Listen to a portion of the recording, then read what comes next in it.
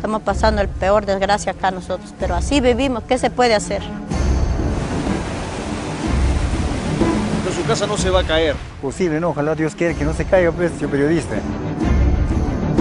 ¿Por qué te quedas viviendo acá? Buena pregunta, ¿no? Tendrían que ustedes estar acá, o sea, vivir, pasar la situación para que ustedes comprendan. Porque si no, lamentablemente no nos vamos a comprender. ¿Cuántos millones en daños materiales? ¿Cuántas vidas que se fueron?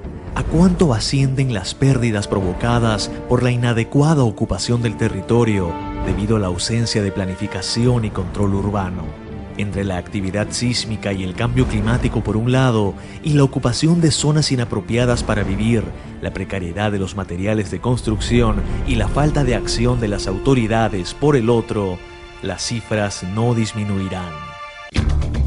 En su búsqueda de un lugar donde iniciar una nueva vida, millones de peruanos han ocupado de manera desesperada pero informal zonas inundables, bordes de los ríos, laderas de los cerros y pendientes altas en las periferias de las principales ciudades del país, como consecuencia del centralismo en la asignación de inversión, la ausencia de oportunidades y la violencia terrorista. Y si de centralismo se trata, la capital del Perú es un gran ejemplo para comenzar.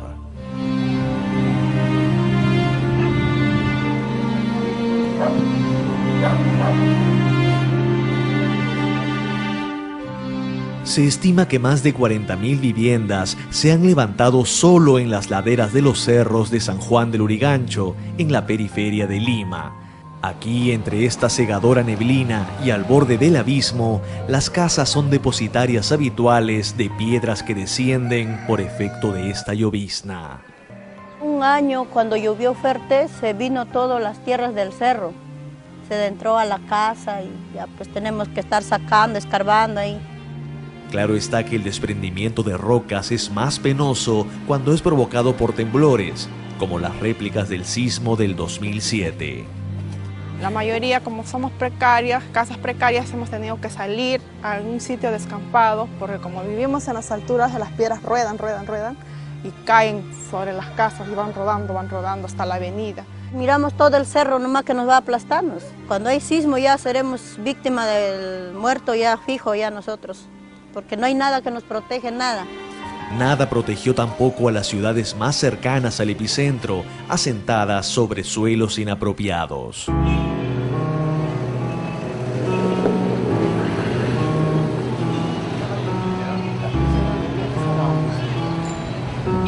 Si bien aquí en Ica los monumentos históricos aún lucen las huellas de la devastación, fuera del centro de la ciudad, los pobladores del Cerro Saraja también sufrieron las consecuencias del paso de la onda destructiva sobre esta zona de riesgo.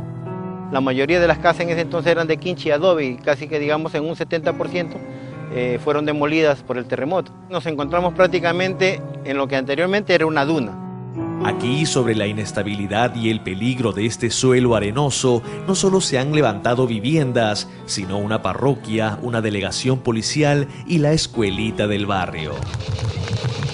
De cualquier modo, en Ica, el riesgo no solo lo propone la actividad telúrica, sino también las inundaciones. El río Ica, que pasa a tan solo 5 cuadras de la Plaza de Armas y cuyo cauce los vecinos han convertido en un gigantesco basurero, ha provocado, bajo el influjo del fenómeno del Niño, inundaciones mayúsculas que los lugareños no podrán olvidar. Cuando viene el agua, lo sobrepasa al puente y ahí es donde viene el problema, que se desborda. Y de las casas se traía toditas sus pertenencias, se le traía en este caso como es cocina, frigideire, los balones de gas, todito se lo llevó, todito los animales de invierno se lo llevó.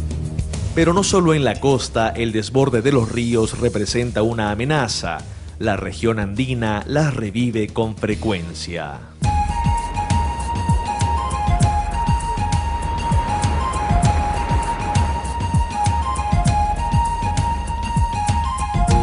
Por ahora, solo el trabajo comunitario ha podido parcialmente controlar las inundaciones que provocan las lluvias torrenciales del invierno huancaíno en asentamientos humanos como este, levantado en las riberas del Mantaro. se ha venido el agua de acá como río y entró hasta el fondo, ha entrado el agua, se ha llenado. Ahí, todito mis cosas también está enterrado ahí, hasta ahorita se ha enterrado. Pero si en Huancayo existe un sector crítico que despierta nuestra atención, es el que ocupan las viviendas asentadas a orillas del río Chulcas, por debajo del puente de la carretera central. Aquí las autoridades locales han construido un colorido malecón que no hace sino consolidar la ocupación en esta incuestionable zona de riesgo. Claro, ya con esta cosa que está tan bonito que acá no nos sacan ya, ni mi esposo me saca de mi casa. Por supuesto, ni el malecón, ni las viviendas, los negocios, las losas deportivas o el colegio inicial sobrevivirán a un eventual desborde del río por un lado o a un previsible y catastrófico derrumbe por el otro. El problema va a ser en salir. ¿Cómo salimos? Empujándonos, ahí nos mataremos, en la grada quedaremos. Las características del peligro son similares en el flanco oriental de la cordillera de los Andes.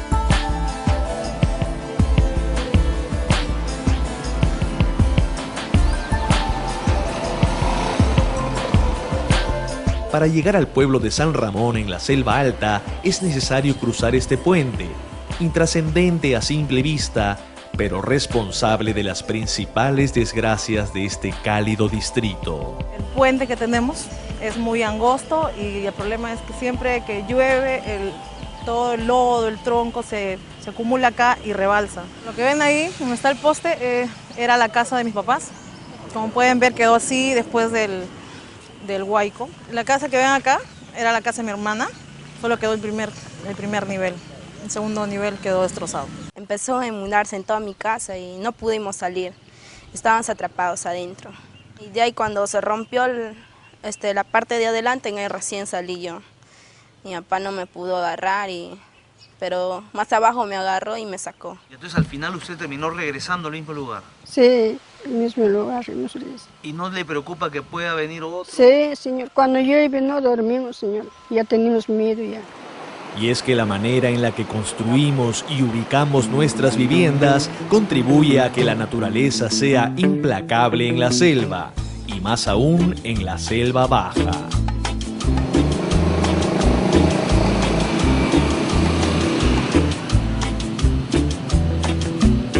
Los barrios periféricos de la ciudad de Iquitos conviven sistemática y periódicamente con el crecimiento del caudal del Amazonas y sus afluentes. Este puente en los asentamientos cercanos al río Nanay nos revela la altura que alcanza el nivel de las aguas, pero también la naturalidad con la que los vecinos arrojan sus desperdicios a la vía pública. La convivencia con la inmundicia es dramáticamente notoria en el distrito de Punchana. Aquí, donde desembocan los desagües de la ciudad, los niños juegan, estudian y, por supuesto, se enferman. Lo que las criaturas paran sin zapatos, viven enfermos, diarrea, vómito. Aquí se han muerto cuantas criaturas ya. En la época de lluvias, esto se inunda. Todito se inunda, todo bajo de la casa, todito nos alargamos. Pero no solamente con agua de lluvia, sino con agua de todos los desagües. Todito del desagüe viene por acá, que bajan animales muertos, que viene todo del Camala. Inclusive ahorita, será la 1 o 2 de la tarde, va a salir de ese desagüe de acá de salud. Es una pestilencia medicina que no se puede ni comer. El mismo drama pasan los pobladores de Belén. Por aquí los desagües de la ciudad desembocan en el río Itaya, el lugar de tránsito y esparcimiento predilecto del vecindario. Tienen que acudir al río, pues, a hacer ahí de sus necesidades. Ahí lavan, ahí lavan sus platos, lavan sus ropas, ahí se bañan. Y tal como lo muestran estas imágenes, de estas aguas contaminadas también obtienen la pesca del día. Todo esto transcurre con naturalidad en la llamada época de secas, cuando las aguas no han llegado hasta los segundos pisos de las viviendas y no están devorando el litoral, lo que ha dejado al descubierto las raíces de los árboles y en muy alto riesgo las viviendas aledañas y hasta esta pequeña iglesia. pero son las viviendas en sí mismas un peligro para sus ocupantes. Esta señora ha perdido una pared y parte de su techo, por lo que pasará la época de lluvias cubierta con un plástico. Y esta familia entera se ha reubicado temporalmente debajo del colegio municipal, pues su vivienda de listones de madera y hojas de irapay sencillamente colapsó. Si se produce un incendio, todo se quema. Nosotros aquí no tenemos ninguna salida, por donde ni entrar la cisterna de los bomberos. Lastimosamente, en las 3 regiones del Perú, la tendencia apunta al empleo de materiales precarios para la construcción de las viviendas. ¿La mayoría de las casas de qué material son? Rústicos, adobe o tapia, como lo ves. Pero el problema no es solo el material, sino el usarlo y combinarlo como corresponde. Bueno, los que tienen dinero construirán. Nosotros todavía ahorita estamos con estera, con maderita, con triplé. Yo ahorita vivo así en tierra, en piedra. Y no se puede mejorar las viviendas porque el mismo lugar, como se ha mencionado, es inundable, no se puede construir todavía de material noble. Otro problema lo representa las técnicas de construcción, o más bien la falta de orientaciones técnicas y el uso de sistemas constructivos seguros. En las zonas de riesgo a nivel nacional se apuesta forzosamente por la autoconstrucción. Cada cual construye con sus propios esfuerzos, con sus propios medios, ve la forma de cómo construir sus hogares. Y hay veces creo que construyen sin el asesoramiento de un buen ingeniero, ¿no? Que de repente por falta de conocimiento o por falta de economía, no sé, ¿no? No, pues construyen por construir. Parece que estamos olvidados de parte de las autoridades. Tampoco los han orientado en la construcción de las viviendas, nada. Nada, absolutamente nada. Han vuelto a construir y imagínense, si se vuelve a salir el río, el alcalde, yo creo que esa es la persona encargada, debería de no permitir que vuelvan a construir, ¿no? En el mismo lado. Este año se va a arreglar. Cuando entre otro alcalde se va a arreglar. Nunca se arregla, señor, nunca se arregla. Toda la vida nos dan esperanzas y nunca se arregla, nunca, nada. Estas condiciones se seguirán extendiendo entre los pobladores que habitan en zonas de riesgo, mientras las estrategias de reubicación o los planes de prevención y reducción de riesgo de desastres no se ejecuten de acuerdo a un programa que integre a autoridades locales, regionales y nacionales, medios de comunicación, sociedad civil y sobre todo a la población involucrada, para dejar de lado de una vez las soluciones parciales e insuficientes. Estamos en suspenso, mayormente siempre tratamos de juntarnos los vecinos, hacer guardias para ver si hay ruido del río o no. Usualmente los vecinos hacemos ahí faenas para poder desviar el agua o hacer zanjas para que pueda correr el agua. Falta el apoyo así del Estado, ¿no? Para que nosotros nos ubiquemos a lugares ya más seguros. A concientizarnos, a apoyarnos, a darnos charlas para saber qué hacer en estas situaciones de una emergencia, ¿no? Están empezando con los módulos de la Casa de la Reconstrucción, pero no son debidamente inspeccionadas y verificadas por las personas como son el Colegio de Ingenieros, darle la pequeña orientación para que los vecinos puedan construir una casa que verdaderamente les dé protección. Y es que los peruanos no descansan en el afán de mejorar su calidad de vida. Si bien muchos en situación de pobreza han ocupado áreas en riesgo y han construido sus viviendas con materiales precarios, necesitamos trabajar de la mano para disminuir o eliminar el peligro que hoy les quita el sueño y más bien soñar con un futuro mejor para sus hijos.